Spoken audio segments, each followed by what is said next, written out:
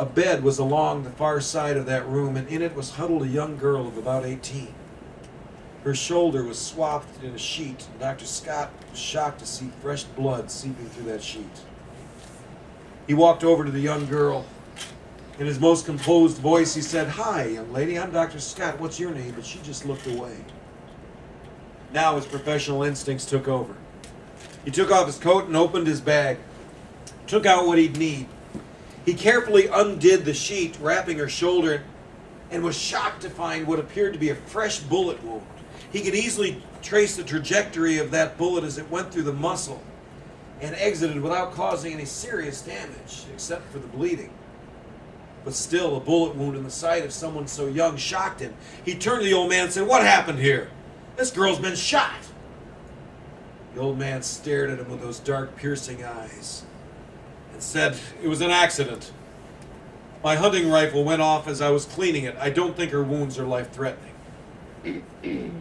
Reluctantly, Dr. Scott returned to the girl. He cleaned and dressed the wound and put on a bandage. And then he turned to the old man and he said, "This'll do for tonight, but you better bring her in my office tomorrow.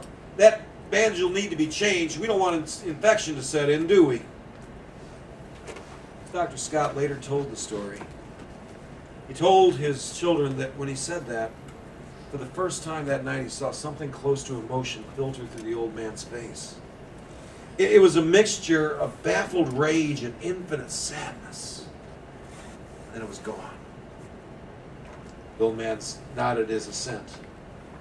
Dr. Scott put on his coat and started to go. At the door, he turned around to look back at the girl, and what he saw there stopped him in his tracks for just a moment, because she was staring at him with a kind of a silent, pathetic pleading, almost as though she was silently begging him not to go. He stared at her for a long, silent second, and then the icy tones of the old man cut through the air behind him. "Doctor, your wife is waiting. My daughter must rest. You've done your job. You may go." It was with a mixture of unease and relief that Dr. Scott left that front door and got into the car. He was just going to start telling his wife about what happened when he stopped short at the sight of his wife huddled against the far side of the car, cringing in fear. He said, "What's the matter?" She said, "Don't go, Uriah. There's somebody else here who needs you." "What do you mean?" said Dr. Scott. She pointed at a brush pile about 10 yards away. She said, "Soon after you went in the house, I started hearing a moaning from that brush pile. And when the moon came out for just a second, I'm almost sure I saw someone trying to stand up and then collapsing back. Go to him, Uriah. He needs you." A second later, with that by now familiar sense of unease coursing through his veins, Dr. Scott walked from the car and behind that brush pile. But in another minute or so, he was returning with a lighter step and a smile on his face. He got in the car and said, "Honey, there's nothing there. I looked. Probably just some wild animal you heard. Well, the moonlight can play tricks on the eyes." They drove home and unsuccessfully tried to rekindle their bliss of earlier in the evening. The next day, as Dr. Scott went through his office hours, he kept a wary eye out for the old man and his daughter, but they never appeared. When a second and third day had gone by without any sign of them, he knew what he had to do. That day, after his office hours were over, he walked the 3 blocks to the courthouse, went into the basement of the sheriff's office, and told the deputy on duty he needed to make a report about a strange house call he'd made a few nights before. As fate would have it, the deputy on duty that day was an older man, congenial, who'd served his community as deputy for 35 years, was about ready to retire. He took the doctor into the back room, lit up a cigarette, got a cup of coffee, a pen, and a piece of paper, and said, "Now, Doc, why don't you tell me about this here house call?" But Dr. Scott soon noticed that as he began to tell the story, the deputy's smile faded. He had barely gotten to the point where he was describing the house. The deputy threw down the pen and paper and said, "Doc, you don't have to keep going. I know how this story ends. And if you're lucky, you'll never see that girl or her father again." "Talking about," said Dr. Scott. The deputy looked down, lost in thought for a moment, and then something seemed to occur to him. He said, "Doc, I have an idea. Will you come with me, Doc? I want to take you someplace. Doc, there's something I really think you need to see, please.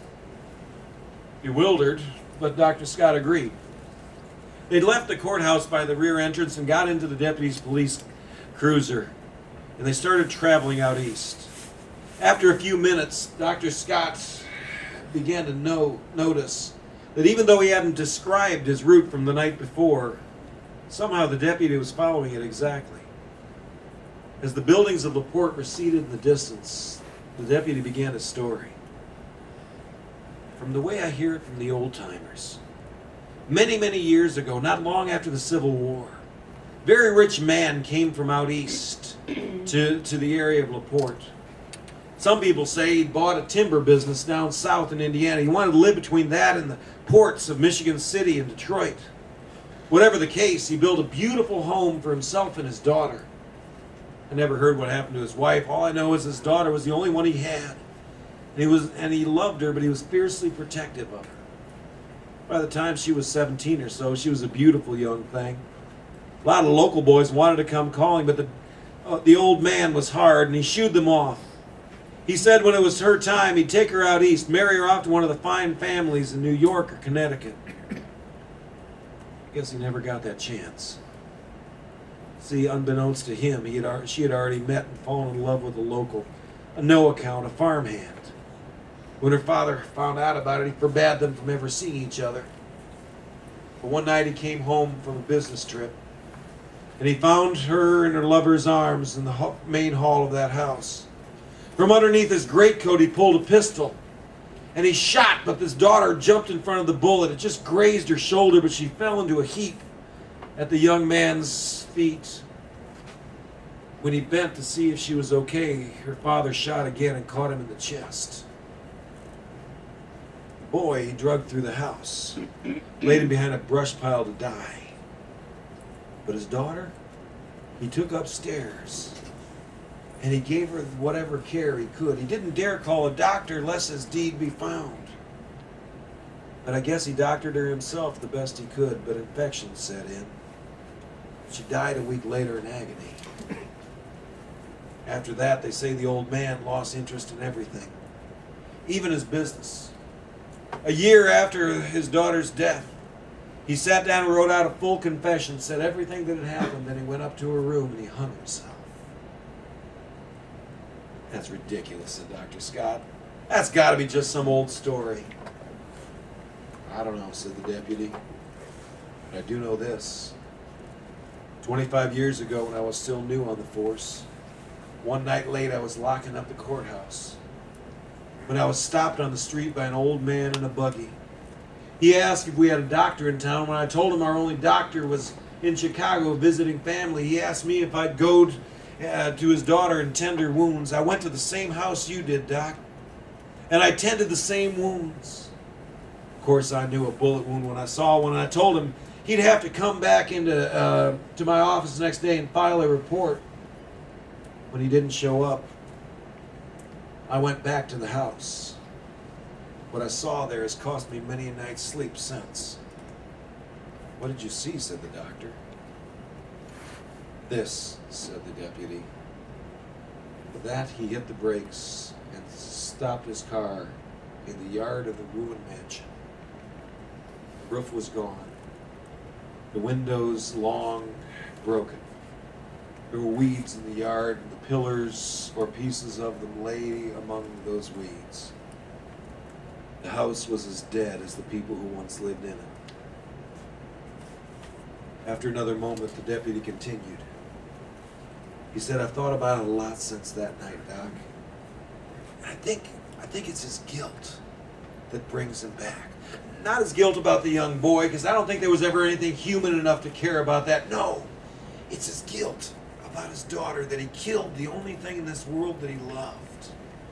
That's what brings him back. Maybe he's looking for forgiveness or redemption, or maybe trying to get her the help in death he never gave her in